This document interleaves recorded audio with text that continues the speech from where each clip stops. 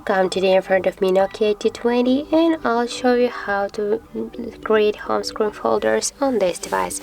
So first you should just hold for a while the application and drag this application to another one. And as you can see here, we got the new folder on our screen, and by the same way you can just add here one more application, just hold for a while and drag to this folder. Now as you can see here, we got 3 applications. We can just change the name of the app just by tap once on the name, and for example enter here the apps, just tap here to OK. Also we can just move this folder here on the screen, just hold for a while the folder and drag it to this, for example this position.